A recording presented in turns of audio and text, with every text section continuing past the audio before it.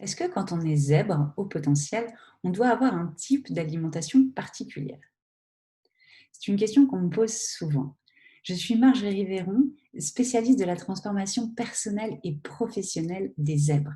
Je les aide à développer un projet qui leur tient à cœur, surtout quand ils s'ennuient au quotidien ou s'épuisent au travail. Aujourd'hui, je voudrais partager avec toi 5 clés de l'alimentation du zèbre. Avant de partager ces clés, je voudrais parler avec toi de quelque chose de très important parce que sans cela, toutes les clés que je vais partager avec toi n'auront aucun sens. C'est l'état de tes intestins. Alors, je suis naturopathe, entre autres, j'ai pas mal de cordes à mon arc et en naturopathie, l'état des intestins est vraiment la priorité numéro un. Parce que quand tu absorbes quelque chose par la bouche, ça va passer par l'estomac, puis arriver dans l'intestin, et notamment au niveau de l'intestin grêle. Et c'est à ce niveau-là que les nutriments, les micronutriments, sont absorbés pour rentrer dans le sang et être ensuite assimilés par le corps. Donc, si au niveau des intestins, ça ne se passe bien, pas bien, tout ce que tu pourras manger ne sera pas assimilé, ça ne servira pas à grand-chose. Donc, au niveau des intestins, il y a deux choses auxquelles il faut faire attention. C'est l'état de ta flore intestinale. Quand on prend des probiotiques, c'est là-dessus qu'on agit. Parce que la flore intestinale, elle participe énormément à la digestion et à l'assimilation d'un certain nombre d'éléments. Et elle est même responsable d'une partie de la production de la sérotonine, un neurotransmetteur dont je te reparle tout à l'heure. La flore intestinale, elle peut être en mauvais état, notamment en raison du stress. C'est une des premières causes de dysbiose, la flore intestinale qui est déréglée. Les médicaments, le tabac, l'alcool, une mauvaise alimentation en général. Ta flore intestinale, tu sais qu'elle est en mauvais état, en général déséquilibrée, parce que, par exemple, tu as des ballonnements après les repas ou tu alternes entre des périodes de diarrhée et de constipation. Si c'est le cas, il va être très important de la nettoyer et de la réensemencer avec les bons probiotiques. Au niveau des intestins, il y a une deuxième chose à laquelle il est important de faire attention, c'est l'état de la paroi intestinale. La paroi intestinale, elle peut être inflammée. Ça arrive assez régulièrement, c'est ce qu'on appelle le syndrome du côlon irritable. Et on remarque chez beaucoup de personnes que ça arrive notamment avec une consommation de produits qui contiennent du gluten ou de produits laitiers de vache qui vont avoir tendance à irriter la paroi intestinale. Ça crée des douleurs dans le bas du ventre et notamment avant d'aller à la selle. Si la paroi intestinale n'est pas en très bon état, la bonne nouvelle, c'est qu'elle se renouvelle assez rapidement. Il faut 3 jours pour que les cellules se renouvellent. Donc, avec un traitement, tu peux assez rapidement rétablir l'équilibre. C'est important pour pouvoir bénéficier correctement de ce que tu vas manger. Alors, revenons-en à mes clés alimentaires du zèbre. Le zèbre, il a une spécificité neurobiologique qui est que dans certaines zones du cerveau, il a un nombre plus important de neurones. Il y a plus de connexions qui se font entre les neurones grâce aux axones notamment. Et de ce fait, il a certains besoins alimentaires qui sont spécifiques. Un des premiers besoins alimentaires spécifiques, et donc c'est ma première clé, c'est l'apport de tryptophane. Le tryptophane, c'est un acide aminé, donc c'est un élément de protéine qui permet de synthétiser la sérotonine. La sérotonine, c'est le neurotransmetteur du bien-être, du calme et du repos. C'est lui qui permet d'avoir des comportements réfléchis. La sérotonine, elle est fabriquée à 80% dans les intestins. C'est pour ça que c'est primordial d'avoir un système intestinal qui fonctionne bien. Quand la sérotonine n'est pas présente en quantité suffisante dans le corps, on va ressentir de l'impatience, de l'irritabilité, de l'anxiété, on va mal dormir, on va être un peu plus sensible à la douleur. Alors, pour augmenter ta capacité à produire de la sérotonine, tu peux le faire notamment en mangeant des aliments qui contiennent ce fameux tryptophane, précurseur de la sérotonine, plus particulièrement en fin d'après-midi, puisque la sérotonine, c'est le neurotransmetteur du bien-être, du calme et du repos, plutôt ces états qu'on cherche en fin de journée. Donc, à partir de 16 heures, c'est le moment de consommer ces aliments riches en sérotonine, comme par exemple la banane, le chocolat, la noix de cajou ou les amandes. On trouve aussi du tryptophane dans le riz, les œufs et tout un tas d'autres aliments. Et donc, le goûter de 16 heures, banane, chocolat, noix de cajou, il est idéal pour le zèbre qui ressent qu'il est légèrement en baisse de sérotonine, et notamment parce qu'il y a cette irritabilité, puis une grande envie de sucrer aussi, souvent, qui arrive à ce moment-là, vers 16 heures. Première clé donc, manger des aliments riches en tryptophane à la bonne heure. Deuxième clé, les oméga 3.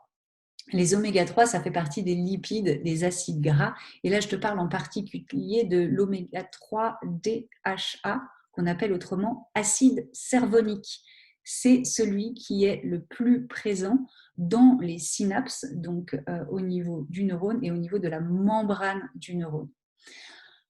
Les oméga 3, ils sont importants parce que si tu en manques, la communication, ce qui passe à l'intérieur de la membrane des cellules et des neurones en particulier, va moins bien se faire. L'information rentre moins et elle sort moins.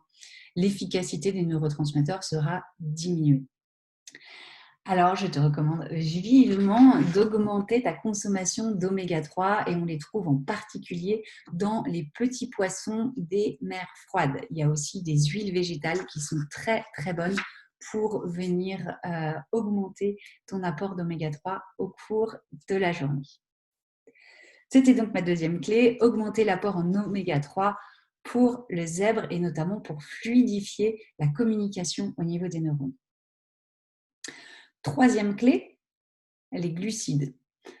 On dit que le cerveau est le plus grand consommateur de glucides de tous les organes du corps. Les glucides, c'est les sucres, toute forme de sucre. Mais quand on prend des sucres qui passent très vite dans le sang, on dit qu'ils ont une glycémie qui est élevée, eh bien, on va avoir en rebond une baisse de concentration, de l'agitation, de l'anxiété, de la nervosité. En plus, les sucres, ils ne sont pas très bons pour la flore intestinale, donc on évite en particulier tout ce qui est sucre raffiné, les céréales blanches, le sucre blanc, etc., qui peuvent devenir même des neurotoxiques. Donc, ça n'est vraiment pas à recommander pour le zèbre. On va privilégier tous les glucides et sucres qui n'ont pas été raffinés, qui sont à l'état brut ou qui sont à l'état complet. Et je te recommande de les manger en particulier au goûter et le soir. Ça, c'est pour des raisons du métabolisme sur lesquelles il n'est pas utile que je revienne dans cette vidéo. Donc, troisième clé, faire attention au sucre que tu avales. Le pain, les pâtes, c'est du sucre. Donc, fais attention à ce qu'il soit de qualité. Quatrième clé, les vitamines du groupe B. On n'en parle pas très souvent de ces vitamines du groupe B, pourtant elles vont quand même jusqu'à B12. Alors il y a des numéros qui sautent, mais peu importe. Les vitamines du groupe B, elles participent à tout un tas de synthèses au niveau de l'organisme et notamment de synthèse au niveau des neurotransmetteurs, au niveau du cerveau, etc. Elles sont très importantes et on est assez souvent en carence de l'ensemble de ces vitamines parce qu'on ne mange pas assez d'aliments complets. En fait, dans une céréale, par exemple, dans le riz blanc, c'est la graine de riz qui a été débarrassée de son enveloppe. En fait, c'est dans cette enveloppe-là qu'on trouve la plupart des vitamines du groupe B et les fibres. Les fibres qui vont aider le transit et donc la bonne santé de tes intestins. Or, quand on mange des aliments blancs, eh bien, on a enlevé cette écorce-là, donc on n'a pas cet apport. Et si on mange des aliments qui ne sont pas bio, eh bien, c'est cette écorce-là qui aura pris tous les pesticides. C'est pour ça que je recommande particulièrement une alimentation bio pour les céréales, céréales complètes et bio pour assurer ton apport en vitamine B. Et la cinquième clé que je veux partager avec toi et qui est indispensable à l'équilibre neuro-émotionnel du zèbre, c'est le magnésium. Le magnésium, il a lui aussi beaucoup de fonctions. Il intervient notamment au niveau de la tension musculaire, donc il va réagir à un système nerveux qui va être particulièrement agité. Le magnésium, il a un très grand rôle dans l'équilibre neuro-émotionnel. Et on est assez souvent en carence, en particulier si on est une femme. Je suis absolument convaincue qu'il y a quasiment 80% des femmes qui sont en déficit de magnésium. Le magnésium, tu as besoin d'en apporter à ton corps 6 milligrammes par kilo de poids corporel. Je te laisse faire le calcul avec ton poids. Tu dois absorber 6 milligrammes fois ton poids par jour de magnésium. Le magnésium, on ne le stocke pas, donc c'est un apport qui doit être quasi quotidien. On le trouve dans le cacao, les oléagineux, tous les légumes à feuilles vertes, dans les céréales complètes et dans le poisson. Il peut être utile aussi de temps en temps, et en particulier quand tu es dans des phases assez stressantes de vie, de te complémenter en magnésium. Je te recommande de prendre un magnésium de grande qualité. En pharmacie, on va trouver souvent des magnésiums marins. Ceux-là, ils ne sont pas très bien absorbés par l'organisme et ils peuvent même provoquer certaines réactions au niveau des intestins.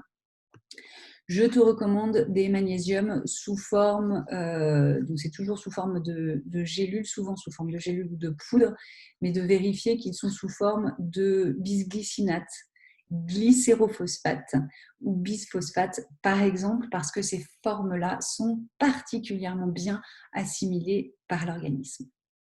Voilà pour cette 5e clé de l'alimentation du zèbre, le magnésium fondamental.